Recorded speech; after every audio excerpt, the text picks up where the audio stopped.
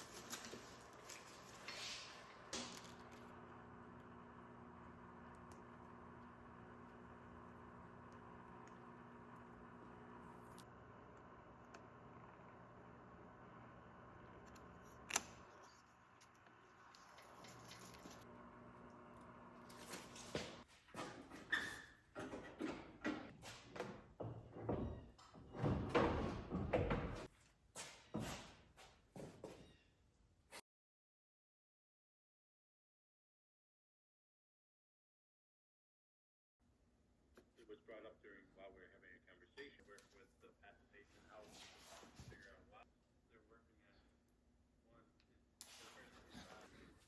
while they're doing it they're also trying to help how do they get the efficiency for the next 500. Okay, so we've got our front bumper essentially ready to go. We've put our rubber molding on. This is a 3-piece molding. It's one piece here, one piece in the center, and then there's one on the end as well. Put our 3-piece strip on. We've got a yellow turn signal and we've got a clear turn signal just to see which one we like better.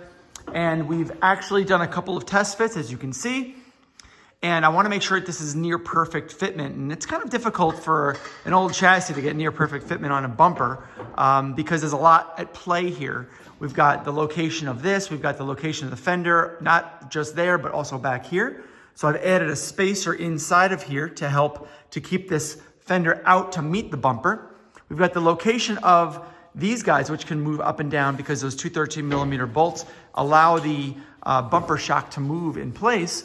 And then, of course, we're going to have, our grills installed, which hopefully should fit really nice with the hood. Okay, so these are all custom bent brake lines with the same M810 thread. So it's all stock BMW E30. And we're putting in our 3-way split, which splits from the input to each of the 2 rear wheels. So we've already pre-bent them, and now we're just kind of installing them over the subframe. Make sure we get that M6 nut, that bolt on there, and secure the 3-way. And then, yeah, this is what it looks like. So you use your braided lines and get it all installed. Now we're trying to get our differential installed here. And this is the fun part, right? With everything brand new, installing this hardware is just so easy. No issues getting this fitted up to the reinforced front subframe. We use a mirror here just to make sure that everything's lined up, so we can easily thread these M12 bolts on the top, and then the differential bolt goes in effortlessly. And of course we're doing our half shafts, so these are also going in really easy because everything is brand new. Again, all brand new zinc coated hardware on these half shafts. So at this point with the underbody, it really just comes down to all the final touches and getting a couple of those clips, pieces of trim, and final installation done. But overall, I'm very happy about how this has all turned out. It's really nice and fine-tuned and really sets it apart from the rest. So we've made some progress underneath the car and I want to review that with you prior to doing the feature of this particular video, which is going to be the shifter shortening and drive shaft installation. So first, let's take a look and see what we've done underneath the car. So yes, we've made some updates to the underside. You can see we put all of our cowling underneath here, and we did have to trim back on this edge over here and on the one over there as well in order to account for the air jacks. But that was not a very difficult modification to make, and everything seemed to fit really nicely. We've got our muffler a heat shield installed, and we do have a mock-up of our exhaust hanger there with a zinc-plated hanger ready to be screwed on to make things a little bit easier when we do our custom exhaust installation. So yeah, that's basically the gist of the back of this. Everything is brand new clips and 7 or 8 millimeter screws. So it's very nicely done. Everything is rust-proofed and painted. So it's very OEM-like, which is exactly what the owner is looking for here. We've also got our 346 limited slip differential installed. This is a 3-disc setup. Everything has been completely rebuilt. This is we've got a Z3M coupe differential cover. Everything is zinc coated. Everything is brand new. The only thing that we haven't done yet is install the Garagistic second ear. We've got it on the diff, but we don't have our actual bushing yet, and we haven't installed it onto the chassis. That will be another video coming. This will be a little bit more complex because it is a Z3 cover, which means that this is actually pushed off more and the plates don't exactly line up where they should. So this will be a slightly custom setup. We also installed our brake lines, at least on this side here. This is bent where we were missing a couple of clips that we need to add, but all of the stainless steel brake lines are added here. Everything from underneath here and back is cut and installed, especially you can see here as well. This is the brake line that we're missing, so we have to install that as well, but that's really not a big deal, very easy to do. We've also got our drive shaft installed. This is our custom drive shaft by Castro. They had basically shortened the front half just a little bit and needed in order to mate to the 420G that we've got here. This is loosely installed right now, and the reason being is because we need to afford our room up there to install the short shifter kit, which we're going to be doing shortly, no pun intended. And that's going to be the next thing that we do. So we need to take at least the center bearing off and let the drive shaft hang while we get the axis that we need to shorten our shift carrier and our selector rod from Garagistic. What you see before you is all of the shifter components except that black rubber grommet. We need to have 2 of those. But for now, what we have here is almost entirely everything that we need for our shifter setup. On the top, we have our shift carrier.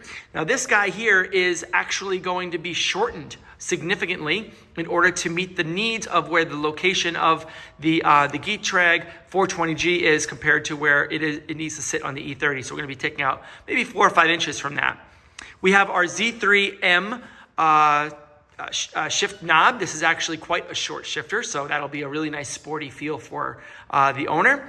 And we've also got the Garagistic custom double shear selector rod kit. This is a weldable You-Weld-It kit. So whenever you get the length to where you want it to be, as it sits in the actual application, you can twist it by a certain number of degrees if you want. You can have the length any side you want, and this just slips right in. It's actually a really, really nice feel. So that will end up getting TIG welded together at the exact right location that it needs to be welded at. We've also got our cup. We've got our rear shift carrier bushing, and like I said, we need another one of these guys to mate with that, so that's going to be the next thing that we do. But first, what we need to do is basically sit this in position, cut both of these, and then figure out what the length needs to be, and then just TIG weld right on it so that we have this guy sitting right smack in the middle of the shifter. There we go. All right.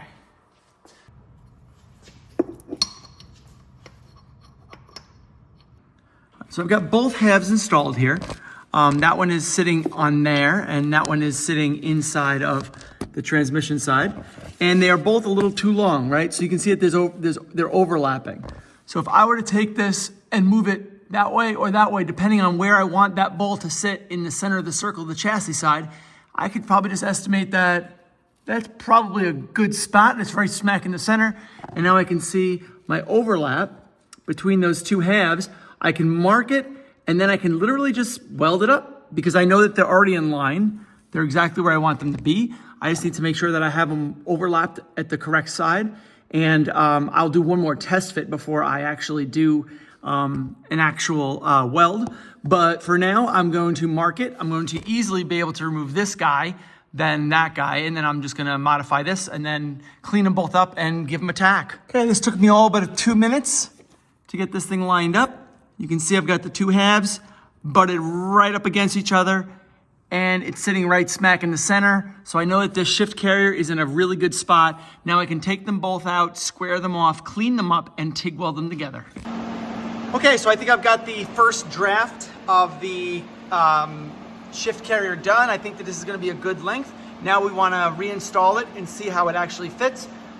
We'll bring the car down and see how it looks from above inside the cabin and look down on it and see if it's centered. All right, I think I got it here.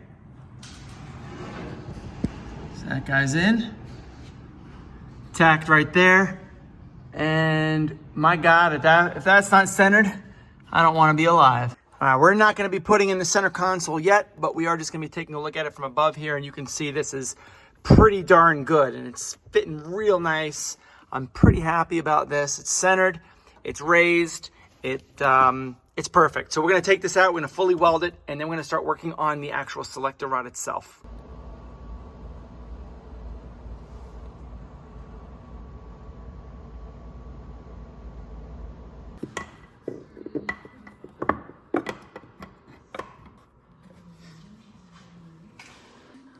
Now that we've got the carrier in, we need to make sure that the engine is in neutral, the transmission's in neutral, which it's not. So we need to make sure it's in neutral, and when we do, then we can actually put the shifter in and make sure that everything is centered, so that when you move the shifter around in neutral, that everything looks good. Then we can start shifting into the gears after we weld that in its first location. All right, so I welded up the that one piece right there, and this piece is not welded on. It kind of still moves in and out, you can see.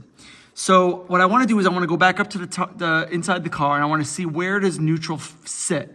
And when I get where neutral sits, I'm going to end up laying a tack exactly where it needs to be. All right, so I installed the center console just to make sure that I understood exactly where this thing sits in space. And this center console is basically sitting where it's going to end up living. And I've got everything basically set up where I want it. The shifter is kind of tilted a little bit more toward the driver, which is good.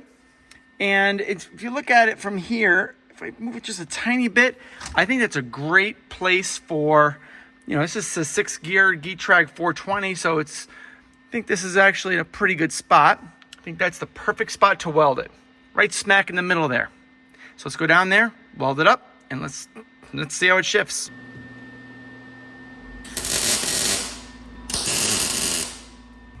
All right, back in here.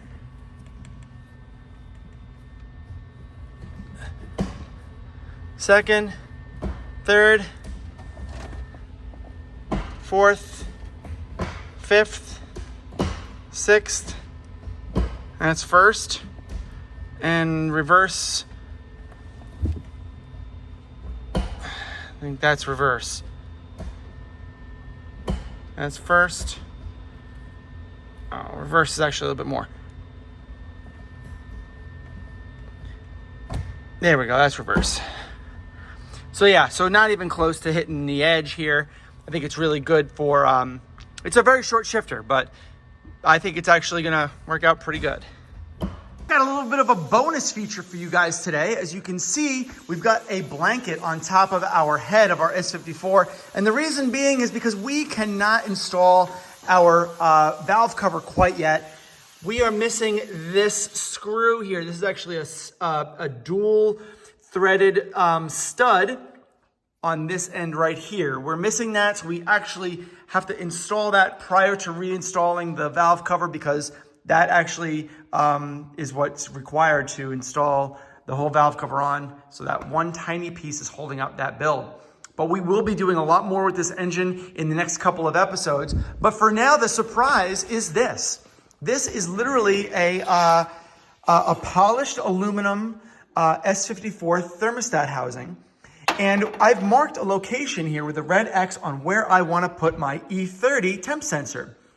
This is a single wire temp sensor, and the other wire is technically a ground, a chassis ground, going to the ground here, going to the ground of the engine, going to the ground of the chassis, and completing the circuit. What we need to do is install this because most of the newer BMWs have a differential sensor. This is a common mode sensor. Differential means 2 wires. Common mode means 1 wire with ground being the other. So we need to drill. We need to take this aluminum bung that I've purchased and install it here and do some aluminum welding on here so that we can then have a really accurate measurement of engine temperature. So let's do that now.